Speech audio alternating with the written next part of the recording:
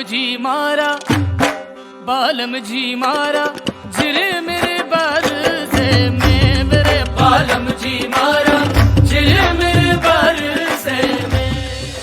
तीर्थस्पर्श season 2 divine यात्रा आज पहुंची परासली तीर्थ में। छोटा सा गांव के बीच में एक ही घर अपना, जैन श्रावकों का, जैन परिवार का एक ही घर, और ये प्राचीन तीर्थ भगवान 1400 साल प्राचीन भगवान जहां हम खड़े हैं, मंदिर का जीर्णोद्धार का स्थल है। ये मेन जीर्णोद्धार का कार्य चालू है यहाँ पर। और जो मूलनायक भगवान है और आजू बाजू के कई भगवान इसी भूमि के अंदर से मिले हुए भगवान हैं, जो यहाँ पर आराधना भवन, पेड़ी के सामने जो आराधना भवन है उसमें विराजमान है। हम सभी भगवान के दर्शन भी आज करेंगे। बस जीर्णोद्धार का कार्य चालू है, इसलिए ज़्यादा हम यहाँ की भूमि, यहाँ की दुनिया हम बता नहीं पाएंगे, लेकिन मूलनायक भगवान और आदि सभी भगवान के हम जरूर दर्शन करेंगे। तो चलो दर्शन करने के लिए चले। परासली तीर्थ मध्य प्रदेश की धार्मिक पावन भूमि में बसा हुआ यह प्राचीन तीर्थ अपने विलक्षण अतिशय के कारण पूरे मालवा में विख्यात है। ऐसा सुंदर और प्रभावी तीर्थ जिसको शब्दों में पिरोना अत्यंत ही मुश्किल है। वर्तमान में अभी इस तीर्थ का जीर्णोद्धार का कार्य चल रहा है, जिसके कारण तीर्थंकर परमात्मा की सभी प्रतिमाओं का उत्थापन कर हॉल में विराजित किया गया है। हे आदिनाथ दादा, किस्मत पर नाज है तो वजह है तेरी रहमत, तेरे चरणों की दास हूं तो वजह है तेरी रहमत। तुझसे अब मिलने की तलब कैसे न करो, ये जो चलती है श्वास तो वजह है तेरी रहमत। दर्शन की लगन लगी तो वजह है तेरी रहमत, तुझसे मिलने की आस तो वजह है तेरी रहमत। तुझसा बनने की ख्वाहिश मैं क्यों ना करो, पत्थर को भगवान बना दे तो वजह है तेरी रहमत, तो वजह है तेरी रहमत। लगभग 1400 वर्ष प्राचीन भूगर्भ से प्राप्त मन को मोह लेने वाली अति सुरम्य जिन धर्म प्रेरणिता देवादिदेव आदिनाथ दादा की धवल वर्णीय प्रतिमा मूलनायक के रूप में शोभायमान है, जिनका स्वरूप त्रिकाल दर्शन में भिन्न भिन्न महसूस होता है। दादा की प्रतिमा में दिखाई देते कंठमाला और हाथों के कड़े भगवान की सुंदरता को बढ़ा रहे हैं। आजू बाजू में मन को जीत लेने वाले अजय अजितनाथ भगवान चंद्रप्रभा स्वामी की प्रभावी प्रतिमा जी विराजित है। एक तरफ अति प्राचीन निरूपम विलक्षण अति भव्य श्री वासु पूज्य स्वामी की अद्वितीय प्रतिमा यहाँ शोभायमान है, और उनके आजू बाजू दोनों तरफ मनोहारी पार्श्वनाथ दादा की प्रतिमा विराजित है। दूसरी तरफ श्री आदिनाथ दादा की अति प्राचीन सक्षु प्रिय प्रतिमा तथा आजू बाजू में महावीर स्वामी भगवान की व श्रेयांशनाथ जी की जिन बिंब इस जिनालय की सुंदरता में चार चांद लगा रहे हैं। इसके अतिरिक्त यहाँ अन्य बहुत सी नयन रम्य प्राचीन प्रतिमा जी के साथ ही गोमुख यक्ष जी व चक्रेश्वरी देवी जी की प्रतिमा भी विराजित है। यहाँ मणिभद्र जी का पिंड भी शोभायमान है। यहाँ वर्ष 2010 में 1 नवंबर से 18 नवंबर तक अमीजरन हुआ था, जिसके साक्षी आज भी हजारों श्रद्धालु एवं भक्तगण हैं।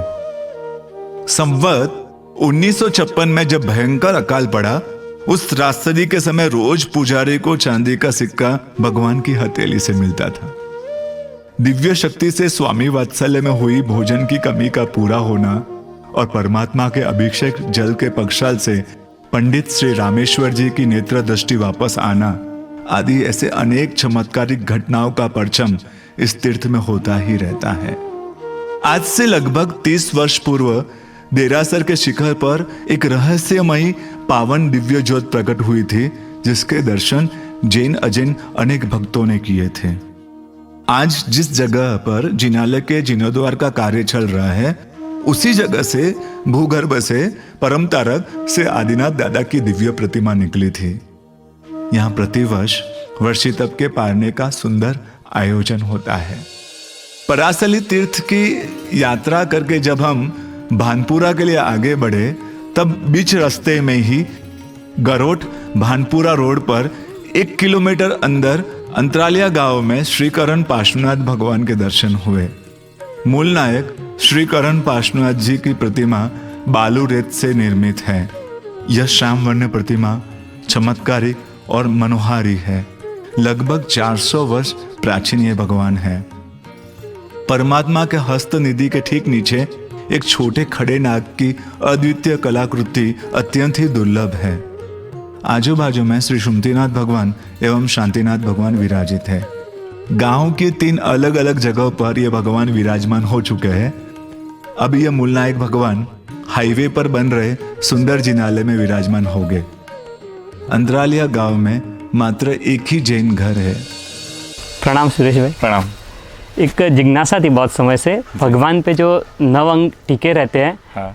गले में और कपाल पे जो पट्टी रहती है वो शोभा के लिए रहती है, वो समझ में आता है ये वाला हो सकता है। 9 अंग के जो टीके रहते हैं वो केसर से जो उनका उपयोग रहता है वो बचाने के लिए, केसर से बचाने के लिए होता है, नुकसान से बचाने के लिए होता है, या 9 अंग की पूजा ऐसे करनी चाहिए वो समझ में आए उसके लिए रहता है। तो उसके पीछे का क्या कारण है वो जानना था। जी, नवांगी पूजा के जो टीके लगते हैं, कई बार शायद ऐसा सुनने में कुछ दिनों पहले भी आया था कि पहले के लोगों को न कौन से अंगों पर पूजा करनी चाहिए उसको बताने के लिए नवांगी टीके लगा दिए गए होंगे, शायद ऐसा सुनने को मिलता है।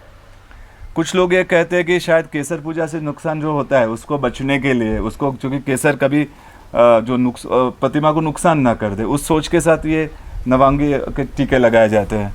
लेकिन जब गहराई में इस बात के विश्लेषण पर जाए तो ये परमात्मा को जो नवांगी टीके होते हैं या आपने जो परमानेंट जो कंठी पर पट्टी लगा देते हैं आभूषण की तरह, वो ओवरऑल भगवान को नुकसान करती है। जो सोच के साथ कि शायद भगवान को प्रतिमा को बचाने की सोच होगी, उसकी जगह नुकसान करते हैं। क्योंकि जब केसर लगता है यहाँ पर तो केसर में पानी का द्रव्य होता ही है, और वो पानी का द्रव्य जब वहाँ से जो गैप होता है, टीके के बीच साइड से गैप होता है, उसमें वो चला जाता है।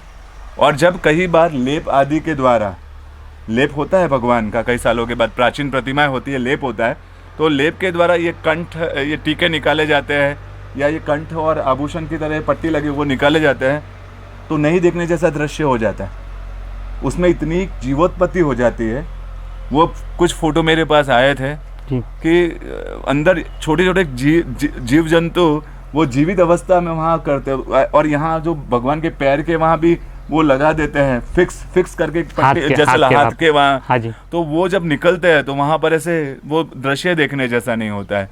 और एक तो एक भी सोच लगती है कि जब भगवान को हम स्पर्श करते हैं तो हम डायरेक्टली स्पर्श कहाँ कर रहे हैं, हम तो नवांगी पूजा के जो टीकों पर है स्पर्श वो कर रहे हैं। और नुकसान, सच बोलो तो नुकसान उससे कम होगा, क्योंकि केसर अच्छे ढंग से साफ कर सकते हैं आप। 2 या 3 घंटे में पुजारी या हमारी जो व्यवस्था है, हम लोग श्रावक लोग 2-3 घंटे में भगवान को अच्छे ढंग से साफ कर दें तो केसर भी नुकसान नहीं करता है। लेकिन ये जो इस तरह का जो फिक्स सिस्टम है, उससे एक बड़ा नुकसान जो आजकल बहुत देखने को मिल रहा है, तो जो छोरियाँ आदि होती है, वो छोर लोग ये समझते हैं कि ये चांदी के हो गए, ये जैनों के भगवान है तो सोने के हो गए, चांदी के हो गए, तो वो जब छोरी करने के लिए आते हैं तो भगवान को नुकसान पहुंचाते हैं।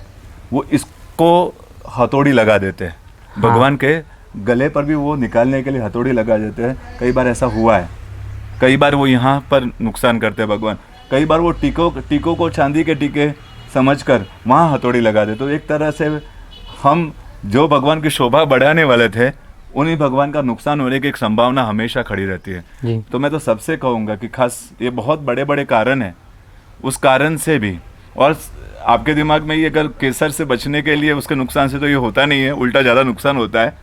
तो मैं तो सब श्री संघ से आज तीर्थस्पर्श के इस माध्यम से मैं सबसे कहूँगा कि अगर आप हो सके तो टीके, नए भगवान जो आप भरवाते हो बनाते हो, उन पर टीके लगाने का कार्य ना करें। और कई बार तो प्रतिष्ठा के बाद भगवान, जिसकी प्रतिष्ठा भगवान को जीवंत मानते हैं, और उन जीवंत भगवान पर गरम ये टीके लगाए तो कैसी स्थिति होगी। हम भगवान को जीवंत मानते हैं तो उन पर हमारे ऊपर हम गरम करके कैसे लगा सकते हैं। तो जब वो नहीं लगा सकते तो हमें भी भगवान अगर जीवंत है तो नहीं लगाने चाहिए, और नए भगवान तो नहीं लगा। प्राचीन भगवान पर भी अगर इस तरह की स्थिति है, या आभूषण कंठ के ऊपर या टीके वो हो सके तो आजकल अच्छी तरह से निकलते हैं, और वो निकल कर लेप आदि करके भगवान को सुरक्षित रखने का प्रयास करना चाहिए, ऐसा मुझे लगता है। जी। परासली तीर्थ मंडल श्री आदिनाथ भगवान एवं अंतरालिया गांव में विराजित श्री करण पार्श्वनाथ भगवान के दर्शन हेतु आप जरूर पधारिएगा।